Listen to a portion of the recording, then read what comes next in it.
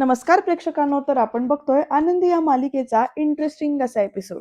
एपिसोडच्या सुरुवातीला इकडे बापू सांगत आले आतमध्ये रूममध्ये की डॉक्टर म्हणाले आहेत की औषधांचा डोस जास्त असल्यामुळे सेडेशनचा प्रभाव आहे त्याच्यावर, मेंदूवरती औषधांचा अंमल आहे त्याच्यावर, त्यामुळे तो भूतकाळातल्या गोष्टी बडबडतोय. पण काळजी करण्याचं कारण नाही. पण जेव्हा औषधांचा असर उतरेल, कमी होईल की सगळं नॉर्मलला येईल, तर काळजी करू नका असं बापू सांगतात. तर माई म्हणतात, देवच पावला. शिल्पाताई पण आपल्या डोळ्यातलं पाणी पुसते, आनंदी सुद्धा पाणी पुसते. आणि आता प्रेक्षकांनो, शिल्पात्या म्हणते आनंदीला, ऐकलंस ना तू डॉक्टर काय म्हणालेस ते? तुला इथे थांबायची गरज नाहीये, तू निघ इथून, असं शिल्पात्या सांगत असते आनंदीला. तर प्रेक्षकांनो, तेवढ्यात बापू म्हणतात, नाही शिल्पा, आनंदीला इथेच असू दे. अगं पण बघ ना, युगंधरने किती घट्ट पकडलाय आनंदीचा. तर शिल्पात्या आता हाताकडे परत बघते, तर खरंच हात घट्ट पकडलेला असतो युगंधरने. बापू पुढे म्हणतात, आणि डॉक्टर जर का असं म्हणाले होते की युगंधरला जर का आनंदीमध्ये समिधा दिसल्यामुळे त्याला शांतता वाटत असेल, शांतता मिळत असेल, तर त्याच्या मनाला तुम्ही धक्का देऊ नका. आणि शिल्पा त्याशी बघायला लागते बापूंकडे. आणि पुढे बापू म्हणतात, कारण काय आहे, आपला युगंधर आधी बरा होणं महत्वाचं आहे, बाकीच्या गोष्टी नंतर. असं म्हटल्यानंतर शिल्पा आता उठते आणि सरळ निघून जाते बरं का तिकडनं. आता माई आनंदीच्या जवळ जातात आणि म्हणतात आनंदीला, आनंदी, अगं तू इथेच थांब आणि युगंधरची काळजी घे आणि तू सुद्धा आराम कर. बापू म्हणतात, आणि हे बघ, तुला जर काही हवं नको असेल तर मला सांग, आम्हाला सांग, आम्ही इथेच आहोत, काळजी घे.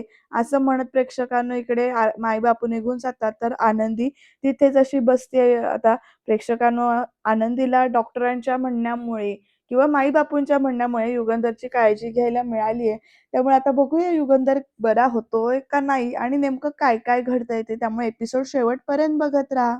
तर प्रेक्षकांनो, इकडे आरती पृथ्वीकडे बघते. तर पृथ्वी असा ना अजून तिथे डोळे मिटून बसलाय. आता आरती सुद्धा डोक्याला हात लावून बसली आहे आणि पृथ्वीकडे बघत मनातल्या मनात म्हणते, 20 मिनिटं झालेत, हा माणूस असाच बेडवर तोंड फुगवून बसलाय.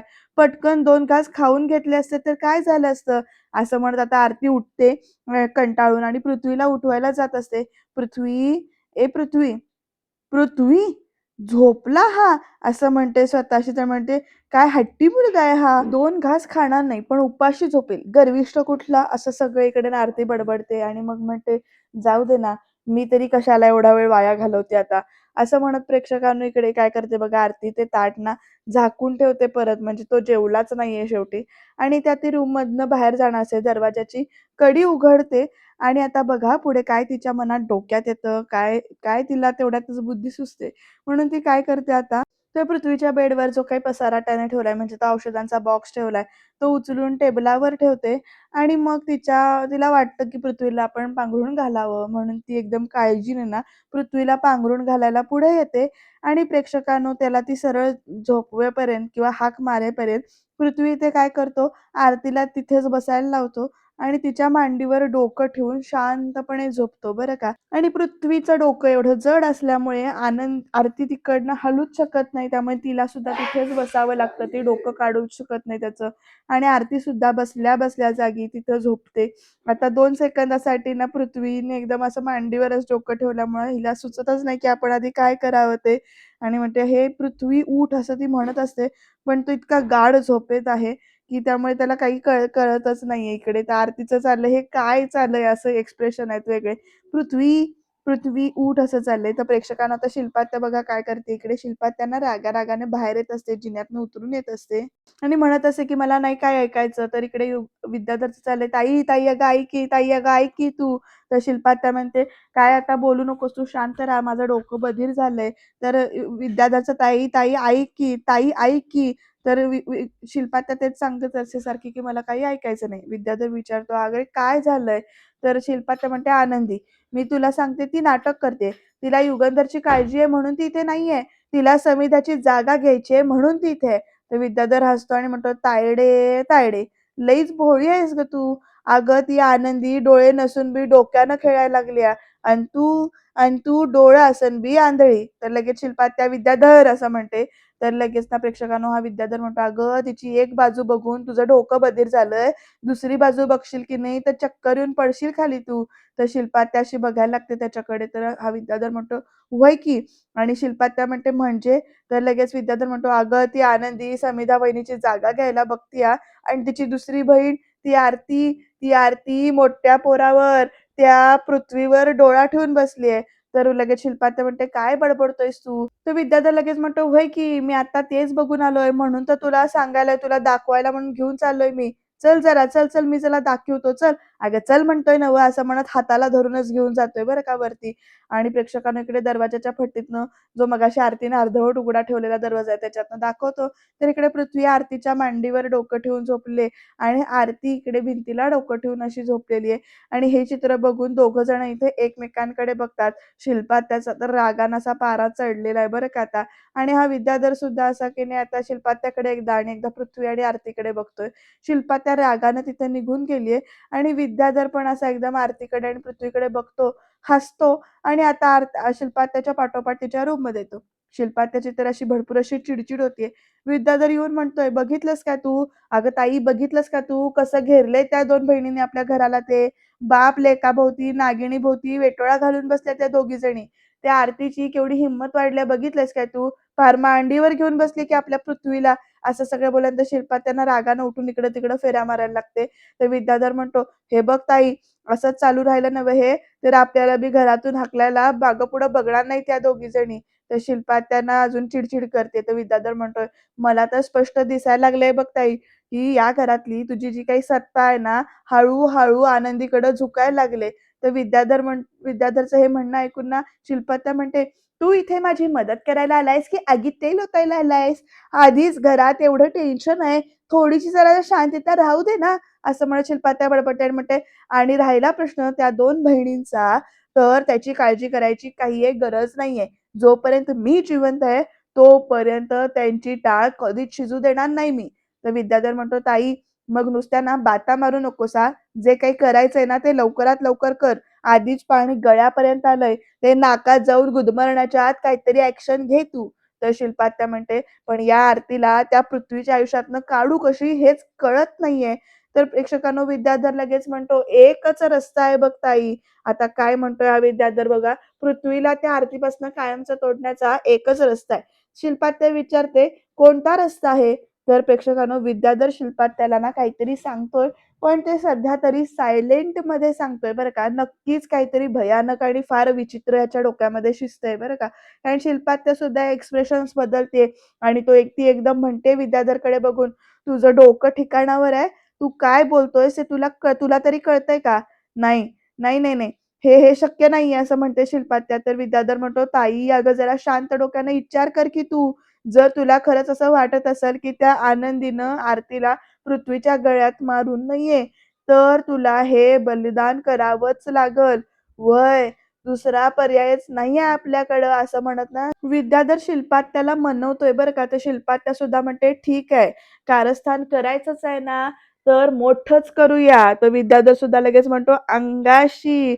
आणि आता म्हणतो, "आता होऊ दे राडा आणि उडू दे भडका."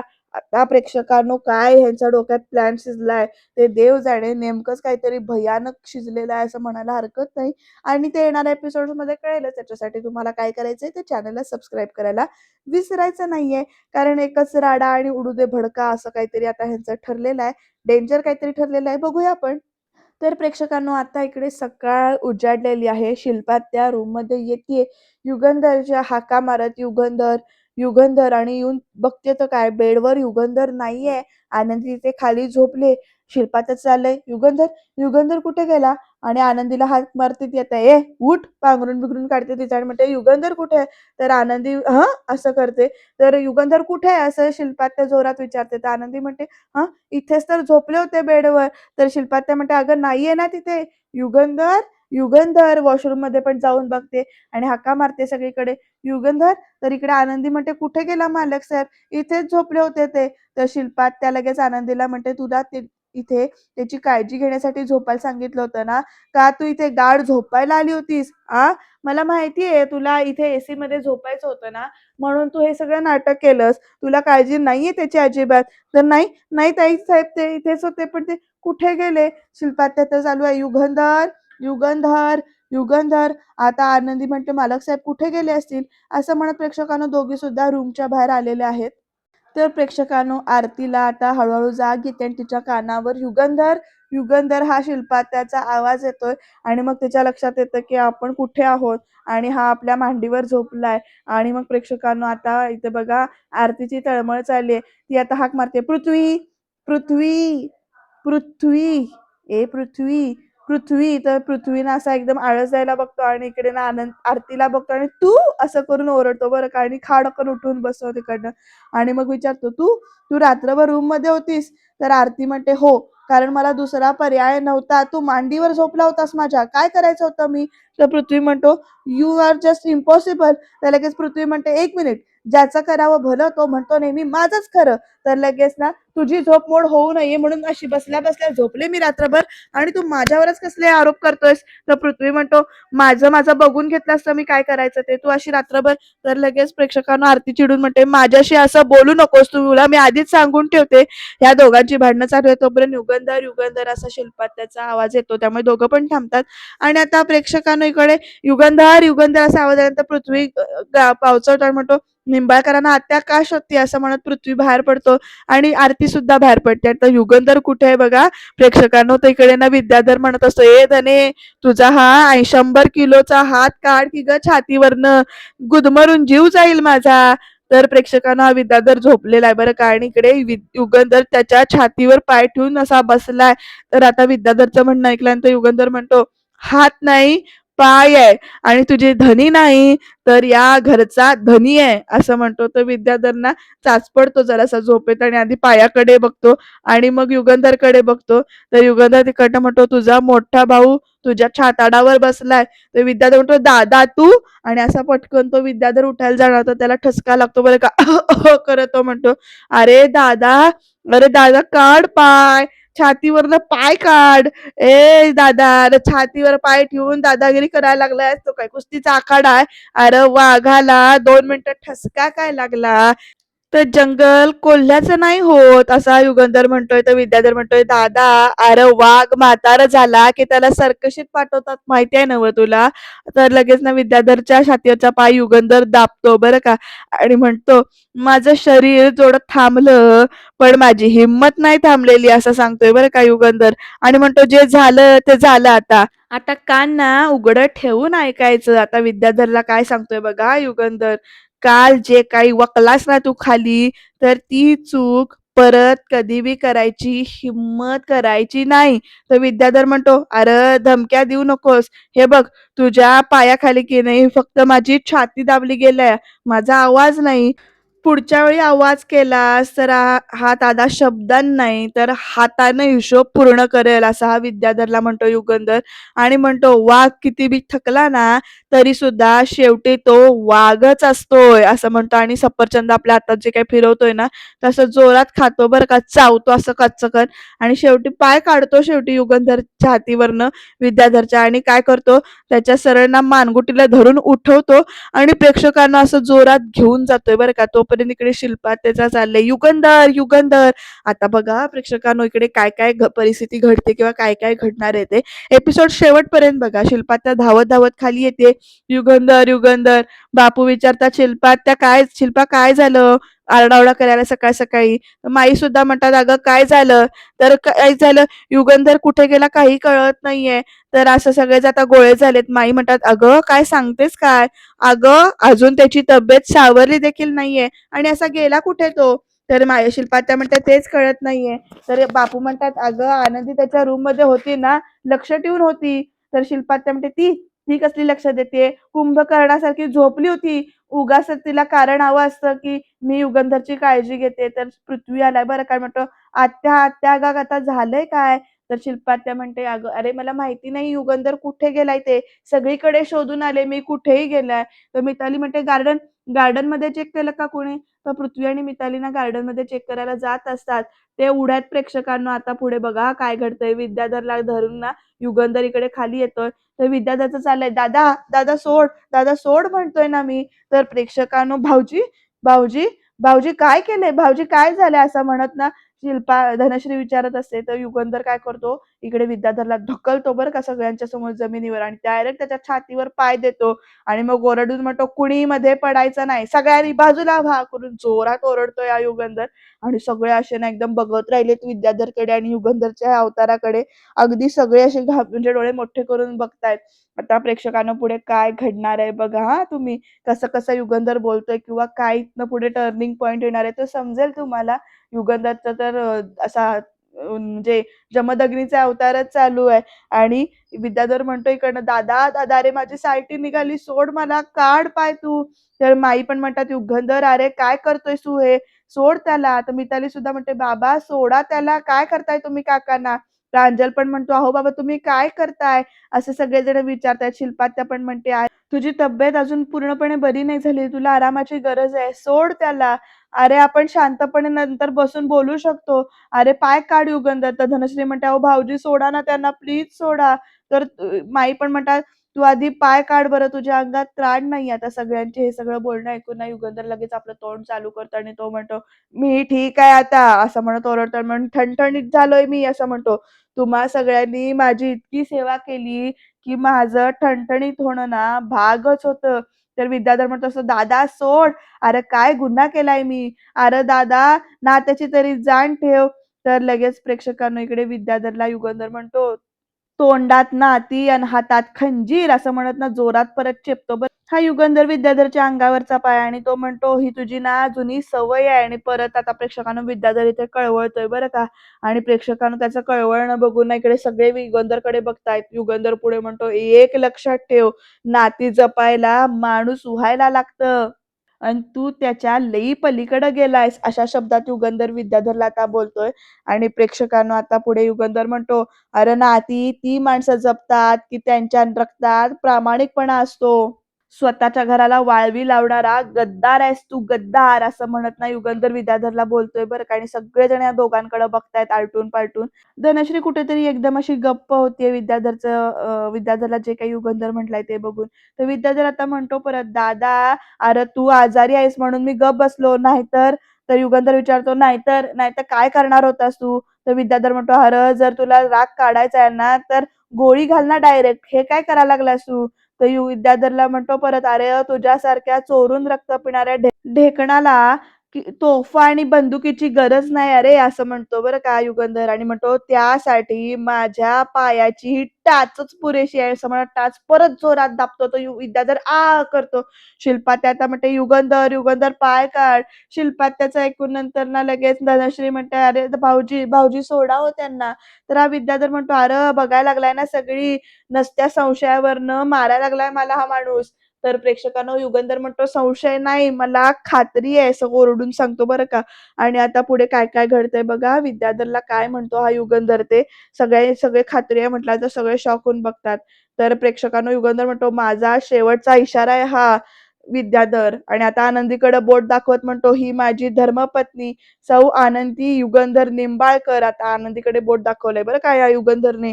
आणि मग त्याच्यानंतर तो म्हणतो, "आणि ही माझी मुलं." म्हणजे तिघांना पण सांगतो, "मिताली, प्रांजल आणि पृथ्वी यांच्याविषयी यापुढं तुझ्या तोंडात जर का वाईट वंगाळ आलं तर मात्र आज फक्त मी छाताडावर पाय ठेवलाय रे.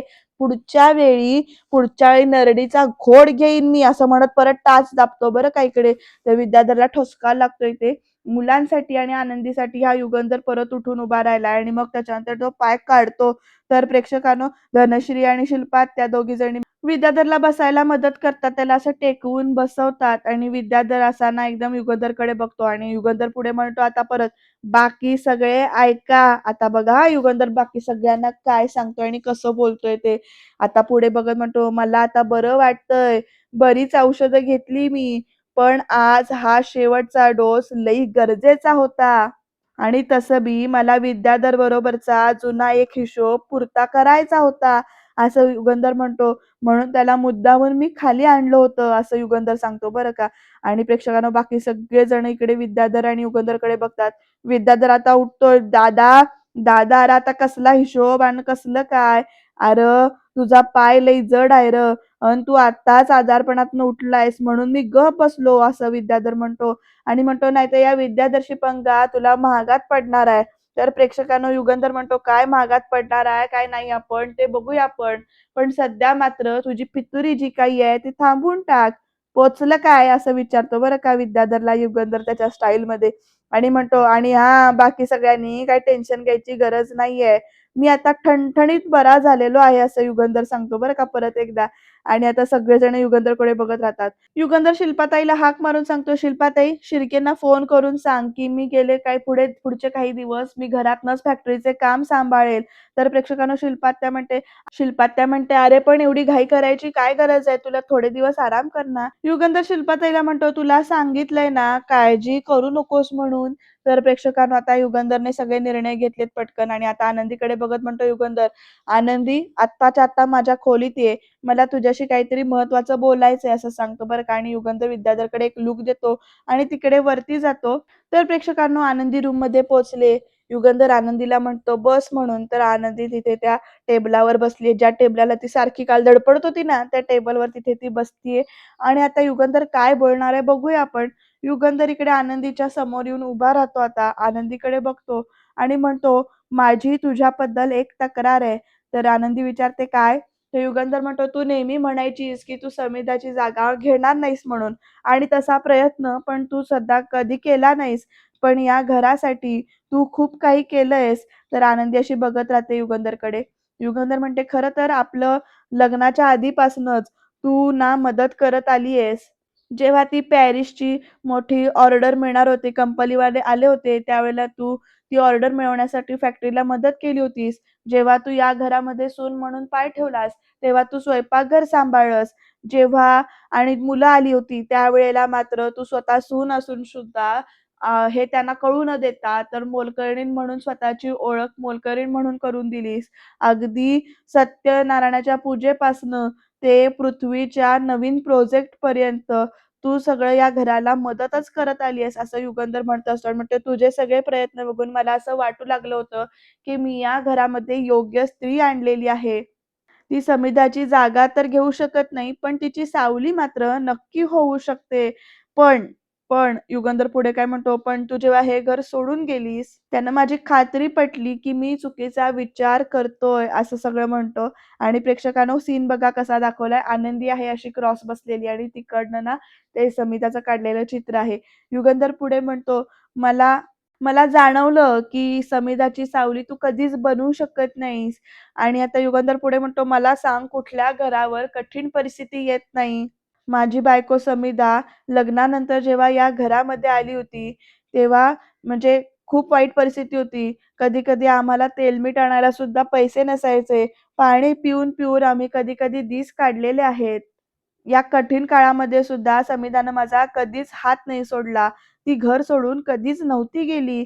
पण तू हे काय केलंस? असं युगंधर विचारतो आनंदीला आणि म्हणतो, "मला वाटलं जेव्हा तुझे आई-बाबा गेले होते, तेव्हा ज्या कठीण परिस्थितीमध्ये आबाने तुला सांभाळलं, तुला मोठं केलं, त्यामुळे तू एक खंबीर मुलगी असशील. अशा अवघड परिस्थितीमध्ये न डगमगता माणसांना आधार देणारी असशील तू, असं मला वाटलं होतं. पण तू तशी नाहीयेस." असं युगंधर म्हणतो आनंदीला सरळ तोंडावर. आणि आता प्रेक्षकांनो ना आनंदी अशी ना विचार करते आपल्या म्हणजे वागण्यावरती. युगंधर पुढे आनंदीकडे बघत राहिलाय नुसता.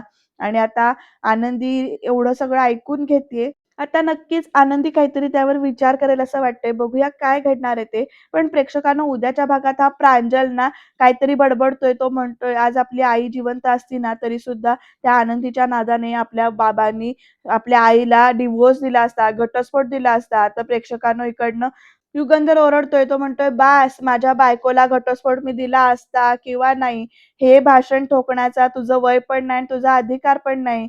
मला नेहमी वाटायचं, की तू समिताची सावली बनली असतीस." असं सगळं जे युगंधरने म्हटलेलं असतं. त्यामुळे ती आनंदी हसतीये.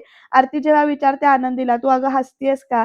तर प्रेक्षकांनो, आनंदी ना आरतीला काहीतरी गोष्ट सांगते. ती काय आहे ती उद्याच्या भागात कळेल. त्याच्यासाठी तुम्ही चॅनलला सबस्क्राईब करायला विसरू नका आणि बघत राहा आनंदी.